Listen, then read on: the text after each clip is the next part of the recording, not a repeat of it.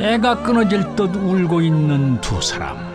당신 없이 어떻게 살라고. 아 여보 이러지 마. 아 여보. 엄마 놔두고 간이 불효 자식아.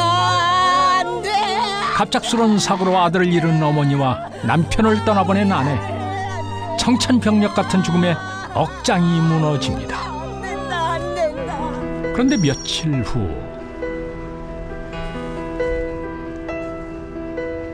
시어머니 명숙 씨의 집에 꽃바구니가 배달됐습니다. 아들의 장례를 치른 지 얼마 되지도 않은 집에 웬 꽃바구니일까? 여보세요? 아, 뭐 이런 걸 다 보냈어. 축하해줘서 고마워. 내가 조만간 잔치 크게 한번 벌일 테니까 그때 꼭 와. 고마워. 응? 대체 어떤 일이 아들을 잃은 어머니의 얼굴에 저토록 환한 웃음꽃을 피게 한 걸까요? 그런데 다급히 시어머니의 집을 찾은 며느리. 어머니 빨리 문 좀 열어주세요. 아까 너 여기 어떻게 알고 왔어? 어머니가 저한테 어떻게 이러실 수 있으세요? 아니 내가 뭘 어쨌다는 거야? 어머니 저 다 알고 왔어요. 아니 뭘 알고 있다는 거야? 뭔가 심상치 않은 시어머니와 며느리의 분위기. 대체 이들에게 무슨 일이 있었던 걸까요? 이른 아침 아내 김상훈 씨가 남편과 함께 시댁을 찾았습니다. 부부는 결혼 10주년 기념 여행에 나선 참이었는데요. 엄마, 우리 왔어요. 저희 왔어요. 그래. 아니 너 여행 간다면서 어떤 일이야? 어머니 좋아하는 젓갈 좀 사왔어요. 백화점 갔다가 좋은 게 있길래요. 아이고 얘는 참 번번이. 맛있게 드세요. 고맙다. 네. 잘 먹을게. 네. 그런데 그때 강일 오빠. 어? 소연아. 와, 이게 얼마만이야? 반가워. 진짜 오랜만이다. 너 호주에서 언제 들어왔어? 한 달 됐지? 아, 둘이 서로 모르지. 그 호주 사시는 작은 할아버지 손녀. 아 반가워요. 세연이 안녕하세요. 처음 봬요. 시댁에는 남편의 육촌 동생 소연 씨가 와 있었습니다. 얼굴 보니까 좋다야. 우와. 야, 너 벌써 애가 졌어? 몇 개월이야? 아들이야, 딸이야? 벌써 예정일이 다음 달이야. 아들이래. 근데 오빤 애들이 어떻게 돼? 그런데 며느리 상훈 씨의 표정이 어두워집니다. 얘네들은 저 사이가 너무 좋아서 애기는 천천히 갖겠댄다. 얘, 니네들 늦지 않았어? 어서 출발해. 어? 아, 맞다. 야, 소연아, 너 애 낳을 때 내가 꼭 보러 갈게. 오케이? 쉬다가. 여행 잘 다녀오세요. 오빠 또 봐. 지난 10년간 불임으로 마음고생을 해온 상훈 씨.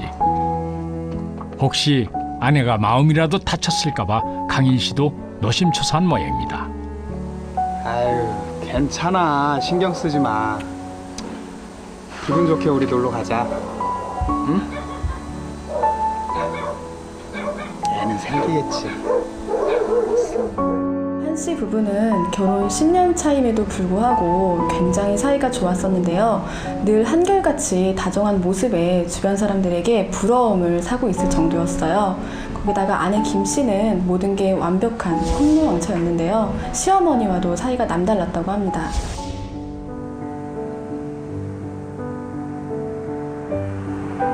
남편의 위로 덕분인지 아내는 한결 기분이 좋아진 듯한데요.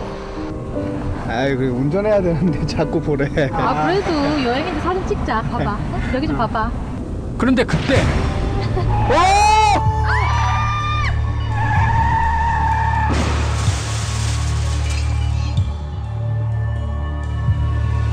눈 깜짝할 새에 일어난 교통사고.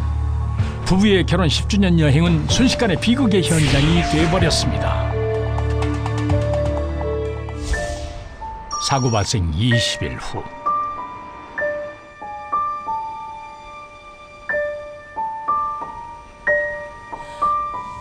아가, 정신이 좀 드니? 여기 어디예요? 여기 병원이야. 너 사고 난 거 기억 안 나니? 너 20일 만에 깨어난 거야. 세상에. 사고로 머리를 다쳐 무려 20일 동안 의식불명 상태였던 며느리 상은 씨. 어머니, 강인 씨 어디 있어요?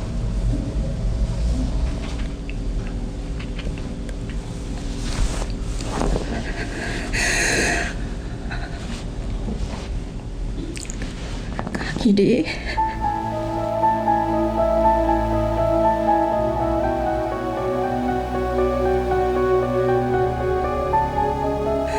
죽었어. 무슨 말씀하시는 거예요?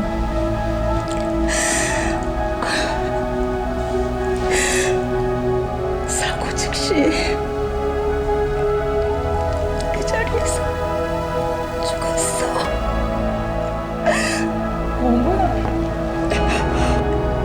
무슨 말씀하시는 거예요? 강인 씨 어디 있어요? 강인 씨 어디 있어요?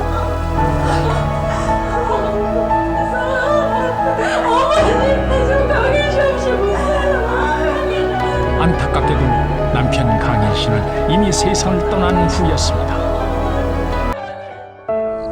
한 달 후, 상은 씨는 퇴원 즉시 남편의 묘지부터 찾았습니다. 상상조차 하지 못했던 안타까운 작별.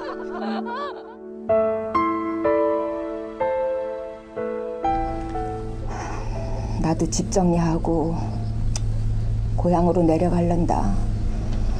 내 걱정하지 말고 너도 네 갈 길 가. 어머니, 저 가족 어머니뿐이에요. 강일 씨 없어도 저 평생 어머니 며느리예요. 어머니 그러지 마세요. 어머니. 마치 모녀 같았던 고부지간. 시어머니는 며느리의 앞날이 더 걱정입니다. 그리고 2달 후, 상은 씨는 교통사고의 후유증에서 벗어나 조금씩 일상을 되찾아가고 있었는데요.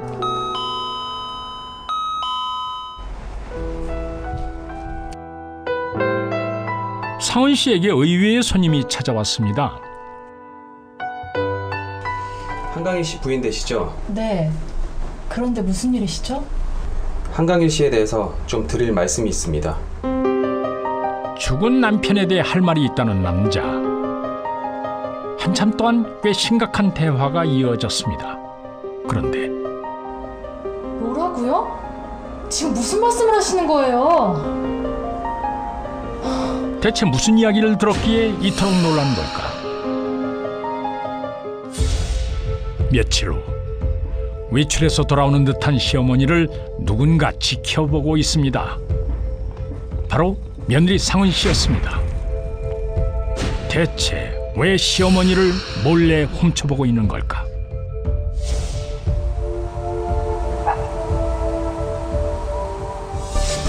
그런데 시어머니를 지켜보던 며느리의 표정이 심상치 않습니다. 도대체 상은 씨는 무엇을 본 것일까? 보다 못한 상은 씨가 시어머니의 집으로 달려가는데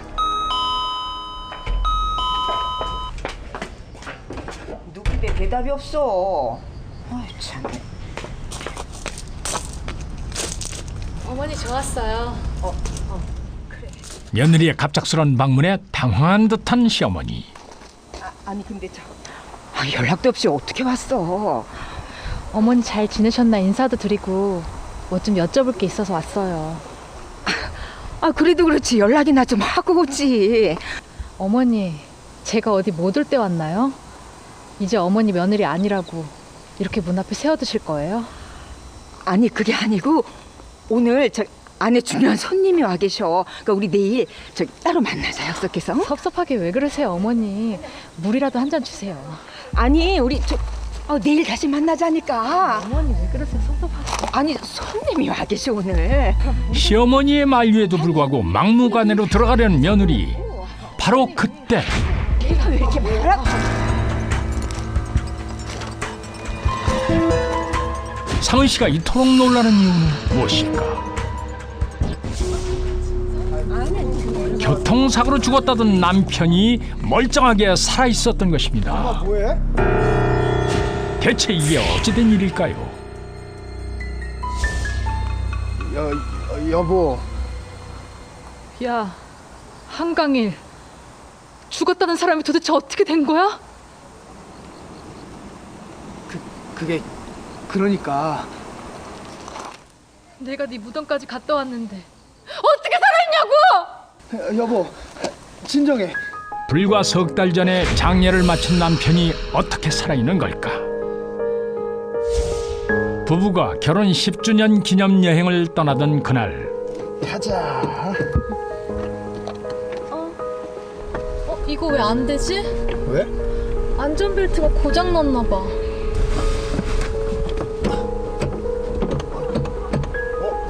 아, 이거 왜 이러지? 왜 안 되지? 당신 운전 실력에 별일 있겠어? 그냥 가자. 사실 조수석 안전띠를 고장낸 건 바로 남편이었습니다. 하지만 이 사실을 알리 없는 아내는 여행 내내 들떠 있었는데요. 남편은 그런 아내의 눈치를 살피며 호시탐탐 기회를 노렸습니다.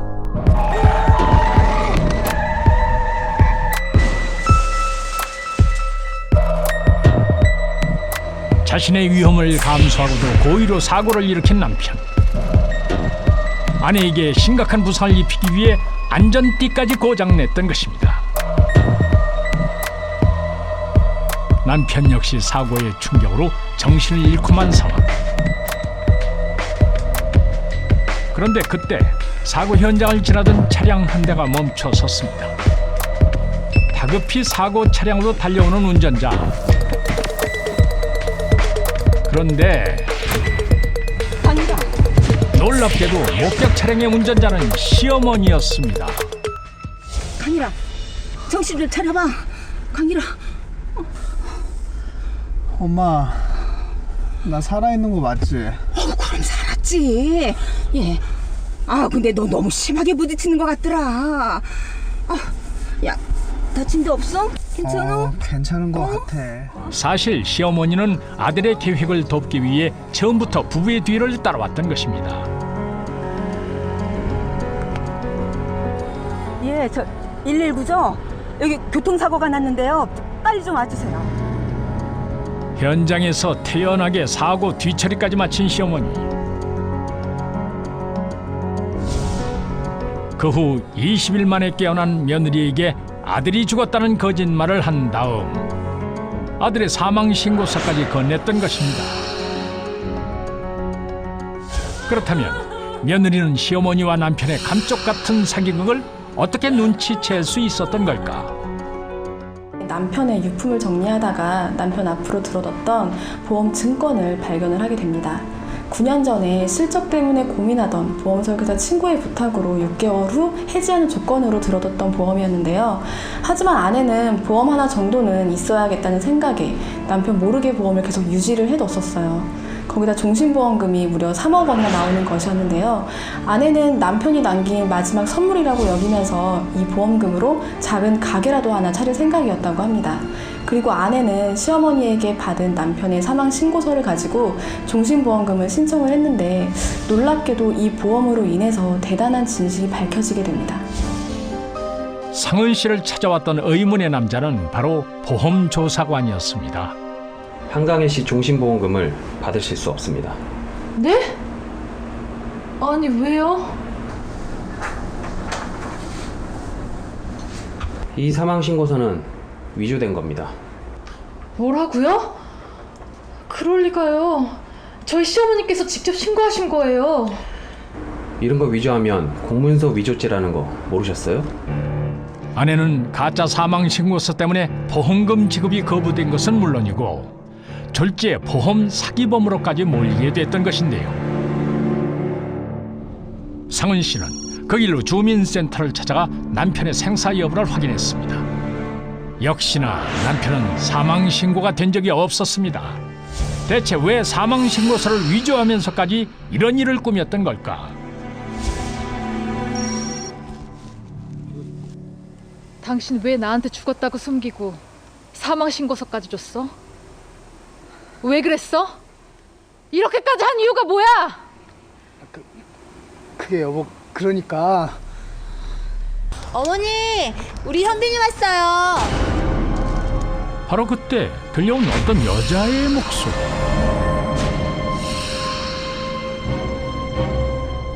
놀랍게도 목소리의 주인공은 남편의 육촌 동생 소연 씨였습니다. 어? 어머니? 언니. 예, 소연아, 넌 집에 들어가 있어. 뭐야? 너 거기 서봐. 잠깐 서봐. 여보. 우리 내일 다시 만나자. 낯선 거? 어머니 잠깐. 앞을 막아서는 시어머니와 남편을 밀어내고 기어이 집까지 쫓아 들어가는 사은 씨. 거기서. 그런데 집안에 들어서는 순간 또 한 번 충격에 휩싸입니다. 남편과 육촌 동생의 다정한 사진, 집안 곳곳에 널려있는 아기 용품들. 상은 씨는 드디어 모든 것을 알게 된 것 같습니다.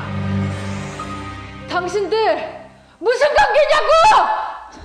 얘야, 그게 아니라 여보, 알았어. 내가 다 설명할게. 대체 이들에겐 어떤 비밀이 숨겨져 있는 걸까? 이야기는 2년 전으로 거슬러 올라갑니다. 아웃도어 용품점을 운영하던 남편에게 손님이 찾아왔는데요. 실례합니다. 안녕하세요. 사장님이세요? 네. 여기 옆에 카페 개업했거든요. 그래서 커피 드시러 자주 놀러 오세요. 감사합니다. 별 말씀을요. 두 사람은 자주 가게를 오가며 나날이 깊은 관계로 발전하게 됐습니다. 확실히 밝으니까 낫다. 그치. 오빠 안목 있다니까. 그러던 어느 날 강일 씨는 소연 씨를 데리고 어머니를 찾았습니다. 두 사람 사이에 아이가 생겼기 때문인데요. 얘가 내 손자란 말이지? 10년간 그토록 기다려왔던 손자. 어머니는 불륜을 저지른 아들에 대한 실망감보다 손자가 생겼다는 기쁨이 훨씬 더 컸던 것입니다. 그런데 잠시 후 어머니 명숙 씨가 놀라운 제안을 합니다. 아가씨, 애만 우리한테 줄 수 있어요? 네? 아, 엄마, 그게 무슨 소리야? 이놈아, 네 처가 이혼해 줄 것 같아? 걔 절대 이혼 안 해준다. 어머니, 안 돼요. 애는 무슨 일이 있더라도 제가 꼭 키울 거예요. 저 혼자서라도 키우겠습니다.